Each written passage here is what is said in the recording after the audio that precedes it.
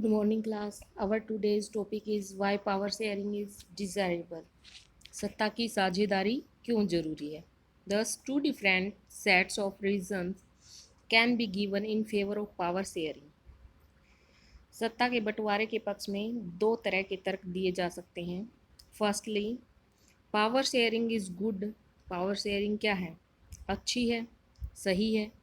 Because क्योंकि it helps to reduce the possibility of conflict between social groups.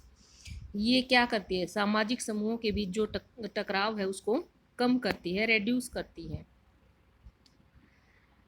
Since social conflict often leads to violence and political instability, power sharing is a good way to ensure the stability of political orders.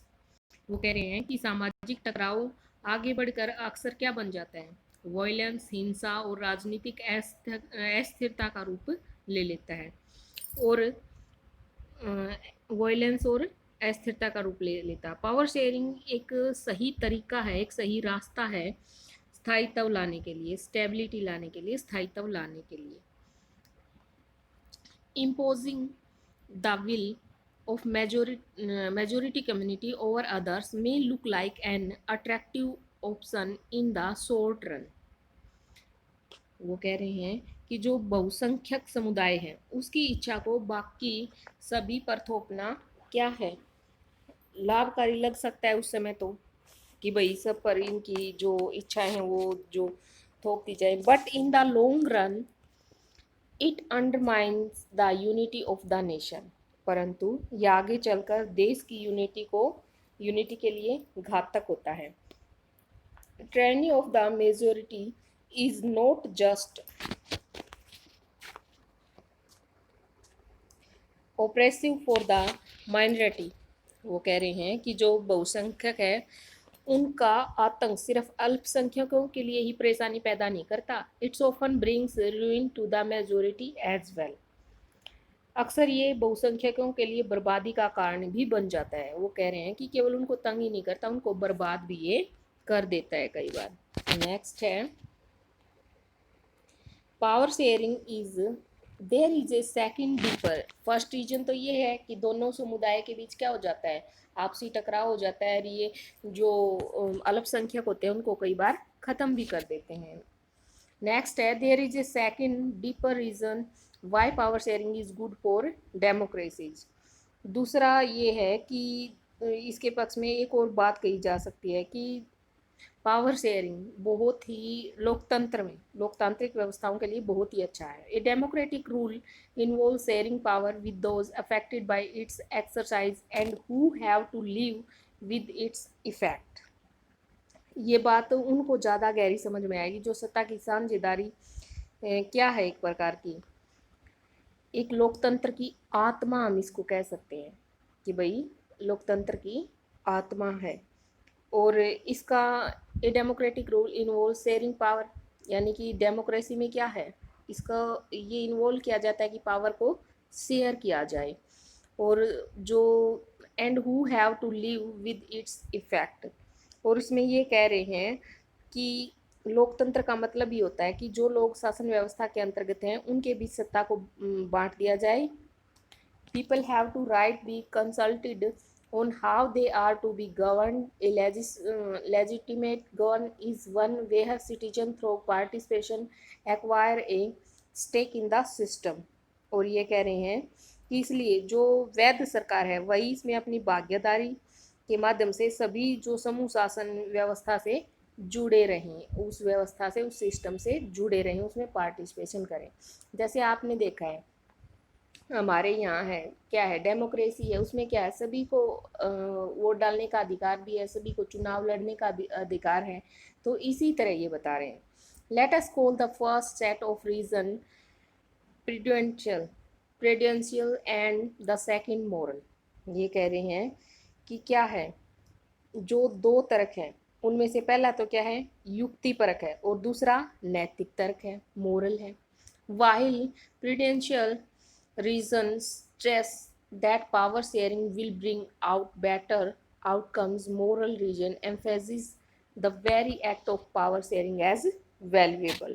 वो कह रहे हैं कि युक्ति परक या समझदारी का जो तर्क है वो लाभकर परिणामों पर जोर देता है, जबकि जो नैतिक तर्क है, जो मोरल बता रहे हैं, मोरल रीजन जो है वो क्या है कि सत्ता के बंटवारे के अंतर्भूत महत्व को ये बताता है कि ये वैल्यूएबल क्यों है, ये मूल्यवान क्यों है, ये बताता है इसमें सेकंड रीजन में। नेक्स्ट है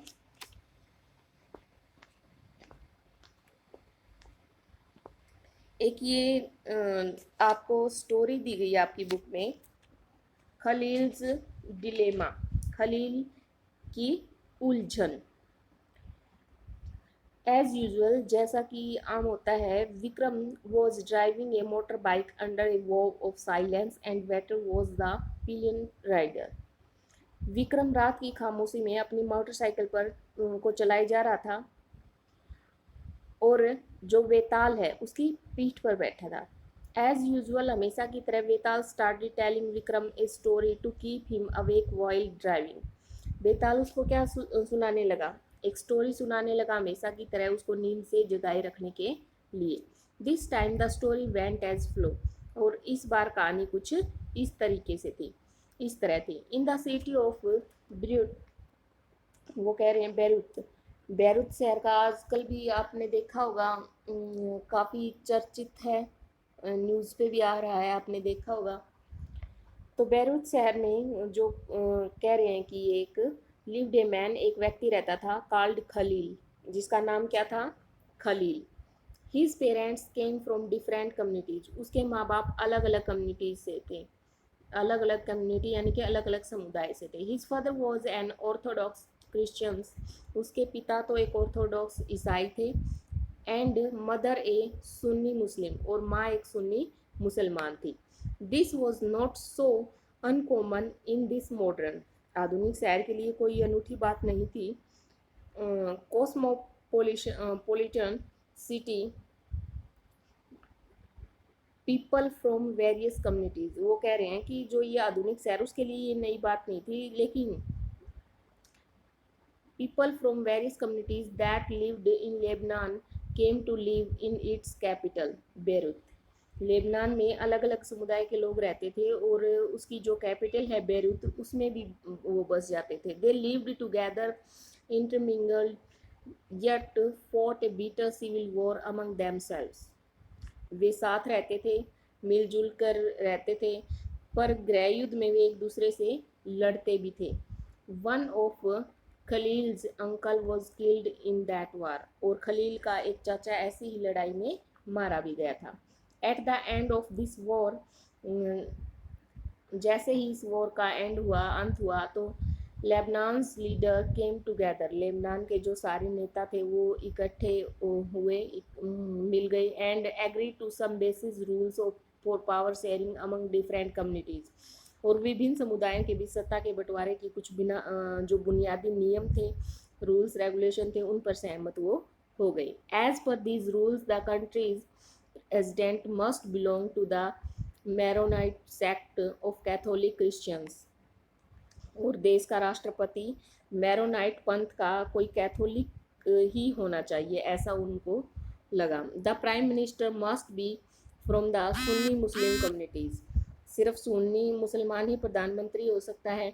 the post of deputy prime minister is fixed for Orthodox Christians sects and that of the speaker for सही ए मुस्लिम्स, और जो उप प्रधानमंत्री का पद था वो ऑर्थोडॉक्स ईसाई, और संसद का जो अध्यक्ष का पद था वो सिया मुसलमान के लिए तय किया गया कि इस पद पर ये समुदाय के व्यक्ति रहेंगे। Under this pact the Christians agreed not to seek French protections and the Muslims agreed not to seek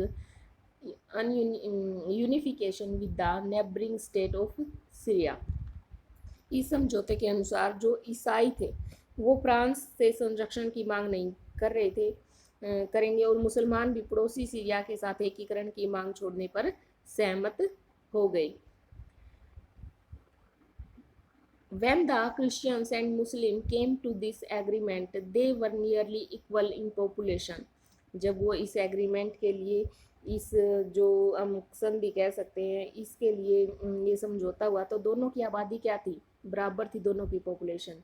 but sides have continued to respect this agreement, तो now the Muslims are in the clear majority, और मुसलमान स्पष्ट रूप से बहुमत में आ गए और दोनों पक्ष अभी भी समझौते का आदर करते हुए उसे मान रहे हैं। Khalil does not like this system one bit, Khalil को इस समझौते में बड़ी अजीब सी एक इस सिस्टम में बहुत ही गड़बड़ी लगी। He is a popular man with political ambition, वह राजनीतिक महत्वाकांक्षा वाला लोकप्रिय व्यक्ति है। But under the present system the top position is out of his reach, परंतु मौजूदा व्यवस्था के रहते सबसे बड़े पद पर पहुंच नहीं सकता है वो। He does not practise either his father or his mother religion and does not wish to be known by either, वह न तो माँ के धर्म को मानता है और न ही पिता के। असल में वो चाहता है कि उसे he cannot understand why Lebanon cannot be like any other normal democracy, और उसे ये भी समझ नहीं आता कि लेबनान के जो अन्य सामान्य लोकतंत्र की तरह उसको भी क्यों नहीं चलाया जाता लेबनान को। नेक्स्ट है just hold an election just hold an election, allow everyone to contest, and whoever wins maximum votes become the president. वो कह रहे हैं कि साधारण तरीके से इलेक्शन करवाए जाएं और जिसको भी ज़्यादा वोट मिले वो क्यों नहीं बन सकता है प्रेसिडेंट, उसको ही क्या बनना चाहिए, प्रेसिडेंट बनना चाहिए। No matter which community he comes from, ये कोई बात मायने नहीं रखती कि वो कौन से समुदाय से आता है। Why can't we do that, हम ऐसा क्यों नहीं कर सकते। Like in other democracies of the world, दूसरे जो डेमोक्रेसीज वर्ल्ड में अन्य जो देश हैं उनकी तरह ही आस्क, वो पूछता है हिज एल्डर्स, उसके बड़े, who have seen the bloodshed of the civil war, जिसने क्या देखा है, जो सिविल वॉर है, जो गृह युद्ध है, वो उन्होंने देखा है उसके बुजुर्गों ने, जैसे जैसे वो होता है वहाँ civil war. Tell him that, वो उसको बताते हैं कि the present system is the best guarantee for peace, कि जो मौजूदा सिस्टम है वही शांति की सबसे अच्छी गारंटी है कि भाई शांति उसी के द्वारा रह सकती है। The story was not finished, कहानी अभी ख़त्म नहीं हुई है। But they had reach the TV tower where they stopped every day, परंतु वे टीवी टावर के पास पहुंच गए, यहाँ वे रुक सकते थे।